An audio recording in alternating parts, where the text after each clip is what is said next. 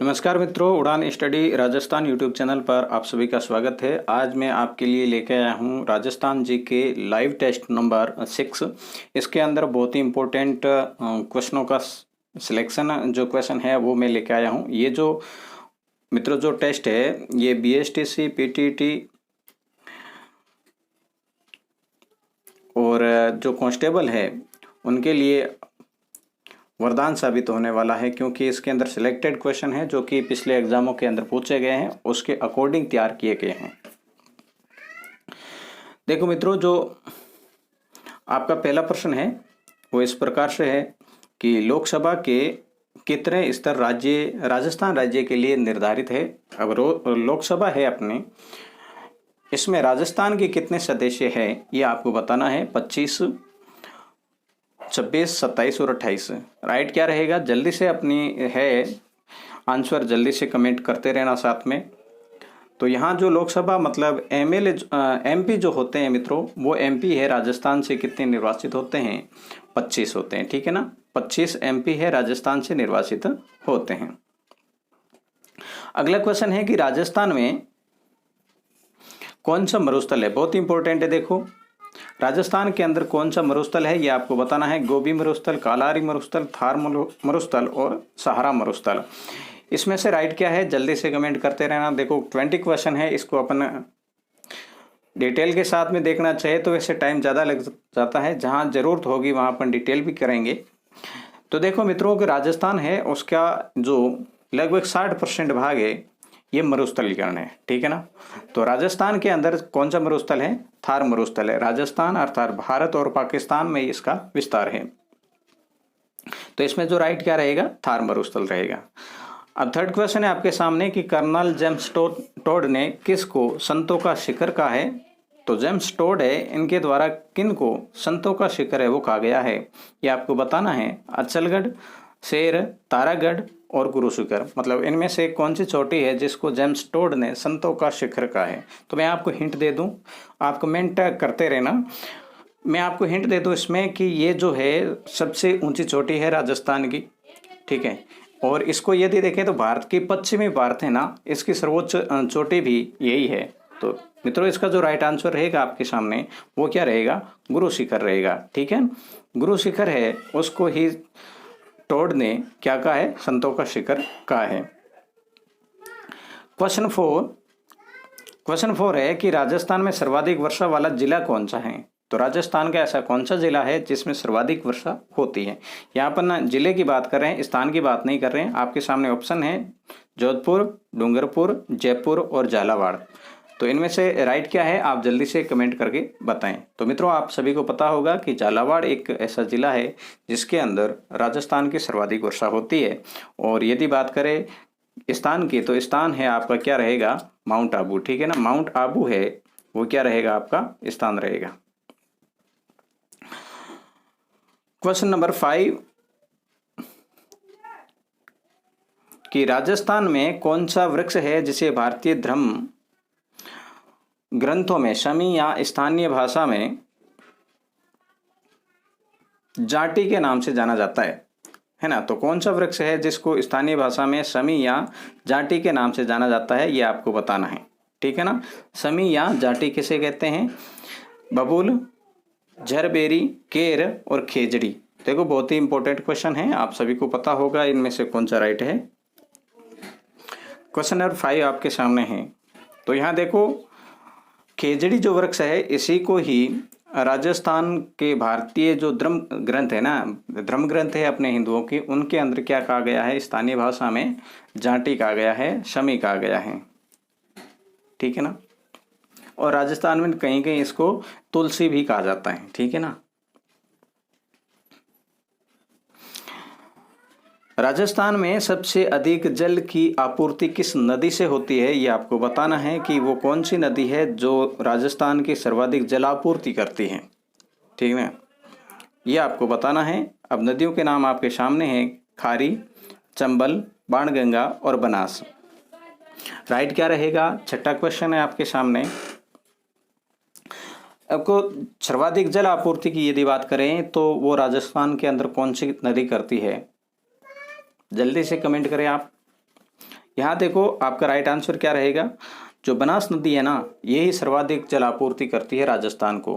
मतलब राजस्थान के पूर्णतः राजस्थान में बहने वाली सबसे लंबी नदी की बात करें तो भी यही नदी है। मित्रों, अभी तक आपने हमारे चैनल को सब्सक्राइब नहीं किया है तो सब्सक्राइब कर लें, क्योंकि मैं यहाँ पर राजस्थान जीके की हमेशा एग्जैक्ट टाइम जो अपना होता है वो 9 बजे का होता है, शाम को 9 बजे लाइव टेस्ट लेके आता हूँ। उसमें आप ज़रूर जुड़िएगा। आपके लगभग राजस्थान का जो भी जितना भी मैटर होता है राजस्थान जीके का, वो सारा का सारा मैं कवर करवाऊँगा। और डिटेल के साथ में यदि मेरी क्लास देखना चाहते हैं तो उसमें प्लेलिस्ट बनी हुई है। यदि बीएसटीसी के हैं तो बीएसटीसी पीटीटी से संबंधित है, 2021 रीड से संबंधित और बनी हुई है, और भी राजस्थान जीके डिटेलेड ऐसा नाम लिखा है, उसके माध्यम से आप राजस्थान जीके को बेहतर ढंग से तैयार कर सकते हैं। क्वेश्चन नंबर 7 आपके सामने है कि राज्य में केंद्रीय बीज फार्म कहाँ स्थापित है। राजस्थान के अंदर केंद्रीय बीज फार्म है, वो कहाँ पर स्थापित है ये आपको बताना है। देखो आपके सामने कर्णसर, रामसर, रामपुर, सूरतगढ़ और सुमेरपुर, ये 4 ऑप्शन है। राइट कौन सा है जल्दी से बताएं। तो मित्रों, इसमें जो राइट आंसर रहेगा वो आपका रहेगा सूरतगढ़। ठीक है ना, सूरतगढ़ के अंदर केंद्रीय बीज फोरम स्थापित किया गया है। क्वेश्चन नंबर 8 है कि मेवाती बोली किस जिले में बोली जाती है। जो मेवाती बोली है मित्रों, वो किस जिले के अंदर बोली जाती है ये आपको बताना है। जयपुर, कोटा, अजमेर, अलवर, इसमें से राइट आंसर क्या है जल्दी से बताएं।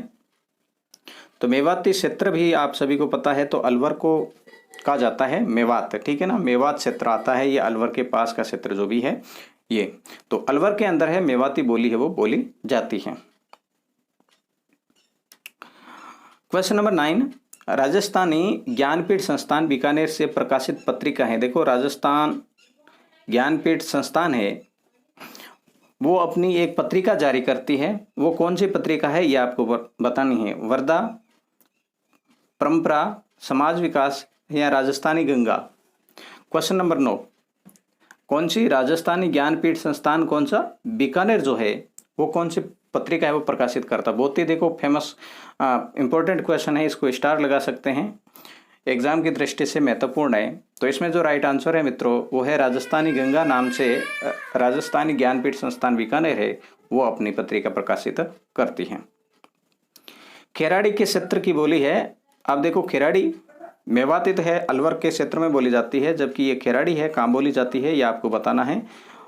बूंदी जो कि शाहपुरा, बूंदी, हनुमानगढ़, चूरू, बीकानेर और झालावाड़, कोटा, ये क्षेत्र है। इन क्षेत्र में से कहां पर है खेराड़ी बोली बोली जाती है। क्वेश्चन नंबर 10, हाँ जल्दी से अपना कमेंट करते रहना। तो यहाँ देखो जो राइट आंसर रहेगा वो है आपका शाहपुरा और बूंदी। ठीक है ना, शाहपुरा और बूंदी का जो क्षेत्र है यहाँ पर क्या है आपकी कौन सी बोली बोली जाती है, खेराड़ी बोली बोली जाती है। ठीक है।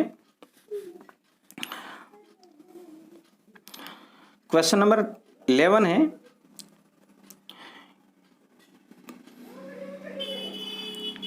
पणिहारी नृत्य किस प्रदेश का आकर्षण है ना। पणिहारी जो नृत्य है वो सर्वाधिक कहाँ किया जाता है, ये आकर्षण का केंद्र कहाँ पर है। तो गुजरात, राजस्थान, यूपी और एमपी आपके सामने ऑप्शन है। देखो दिमाग है तो आप जरूर इनको कर सकते हैं, क्योंकि अपन यहाँ पर डिस्कशन भी किसका कर रहे हैं, राजस्थान जीके का कर रहे हैं, और आपके सिलेबस के अंदर है भी क्या, राजस्थान जीके हैं। तो ऐसे ही यदि क्वेश्चन आ जाते हैं, कोई ऑप्शन दूसरा दे रखा होता है, तो आप बिना झिझक किए क्या आंसर करोगे, राजस्थान। ठीक है ना, राजस्थान करोगे। तो यहाँ आपका राइट आंसर क्या है, पणियारी नृत्य है, कहाँ किया जाता है, राजस्थान में ही किया जाता है, जो कि महिलाओं के द्वारा किया जाता है। पणियारी कहते हैं किसे हैं, पानी के मतलब भरने जब महिलाएं कुएं पर जाती है, इससे संबंधित ये नृत्य है।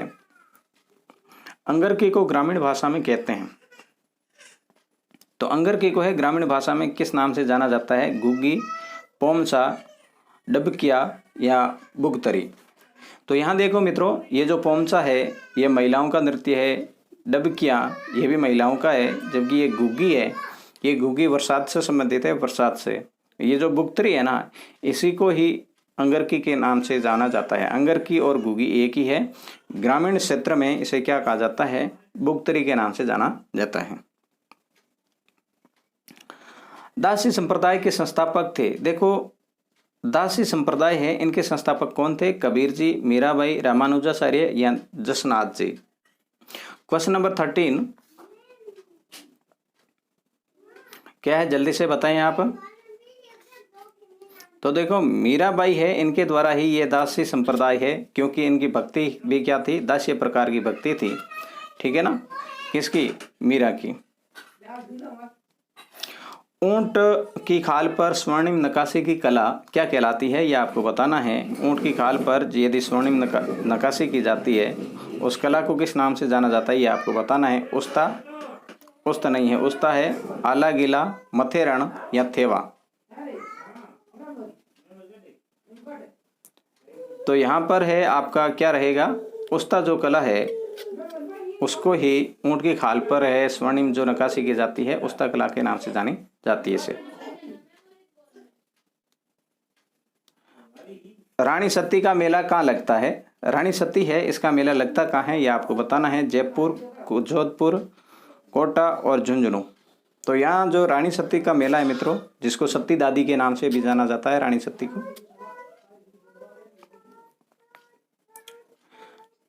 तो ये कहाँ पर लगता है? सती दादी के नाम से भी इसको जाना जाता है, ये ध्यान रखना। क्वेश्चन नंबर 15 है, तो यहाँ पर ये जो झुंझुनू जो है ऑप्शन आपका, झुंझुनू के अंदर ही रानी सती का मेला लगता है। देशनों का करणी माता मंदिर किस जिले में स्थित है? देखो देशनों के स्थान है, ये देशनों के स्थान कहाँ पर है, ये यदि आपको पता है तो ये आप पता लगा सकते हैं कि भाई ये देशनों कहाँ पर है। देशनों के अंदर किसका मेला लगता है? करणी माता का मेला लगता है, जो इसको चूहों वाली देवी भी कहते हैं। आपको पता है तो चूहों वाली देवी किसे कहते हैं? करणी माता को कहते हैं। और इनके जो चूहे होते हैं ना, चूहे, इनको क्या कहते हैं? काबा कहते हैं, सफ़ेद चूहों को। तो यहाँ जो है बीकानेर के अंदर देशनोक है, और बीकानेर में ही करणी माता का मंदिर है, भव्य मंदिर है, यहाँ पर यह मेला लगता है।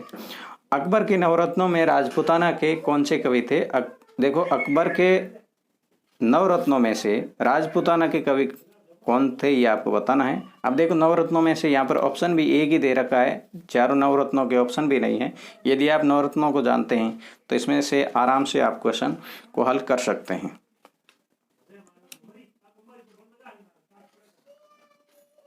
तो यहाँ जो अबुल फजल है मित्रों, ये नागौर के थे, और यहीं पर ये ही अबुल फजल है, ये ही अकबर के नवरत्नों में शामिल थे। और अबुल फजल थे कहाँ के? नागौर के। मोहम्मद नैन सिंह का जन्म कहाँ हुआ था? अब देखो मोहम्मद नैन सिंह की जन्म स्थली कौन सी है, ये आपको बताना है। जालौर, जैसलमेर, जोधपुर, बीकानेर। 18वां क्वेश्चन है आपके सामने। तो 18वें क्वेश्चन का जो आंसर रहेगा मित्रों वो है मोहम्मद नैन सिंह है, कहाँ के थे? जोधपुर के थे। क्वेश्चन नंबर 19, वह स्थान जहां जाम्बोजी को निर्माण नहीं मित्रों, यहाँ पर मिस्टेक है, यह निर्वाण प्राप्त हुआ था। ठीक है ना? वह स्थान जहां पर जाम्बोजी को क्या हुआ था? निर्वाण प्राप्त हुआ था, मतलब मोक्ष की प्राप्ति हुई थी, वो स्थान कौन सा है, यह आपको बताना है यहाँ पर। तो राइट आंसर क्या रहेगा? तो मुकाम आपका राइट आंसर है। मुकाम कहाँ पर है? तो मुकाम बीकानेर के अंदर है। ठीक है, कहाँ पर है? बीकानेर में। आज का लास्ट क्वेश्चन है कि राजा नागरीदास जी का संबंध है। नागरीदास जी का संबंध किससे है? जयपुर शैली से, किशनगढ़ शैली से, अपभ्रंश शैली से, कांगड़ा शैली से। देखो नागरीदास बनी ठनी आपको पता है, तो ये बनी ठनी शैली जो चित्र है ना, ये ही नागरीदास से संबंधित है। और बनी ठनी जो चित्र है वो कहाँ, किस शैली से संबंधित है? तो यहाँ आपका जो राइट आंसर रहेगा मित्रों वो रहेगा किशनगढ़। ठीक है ना? किशनगढ़ शैली से ही राजा नागरीदास जी का संबंध है। तो मित्रों ये थे अपनी आज राजस्थान जीके लाइव टेस्ट। आपको कैसा लगा मुझे कमेंट करके जरूर बताना। मैं हमेशा 9 बजे आपके लिए लाइव टेस्ट लेके आता हूँ। इसमें ज़्यादा से ज़्यादा अपने दोस्तों को भी जोड़िए। इस वीडियो को ज़्यादा से ज़्यादा अपने दोस्तों के साथ में शेयर कीजिए। और चैनल पर आप पहली बार आए हैं तो चैनल को आप सब्सक्राइब ज़रूर कीजिएगा।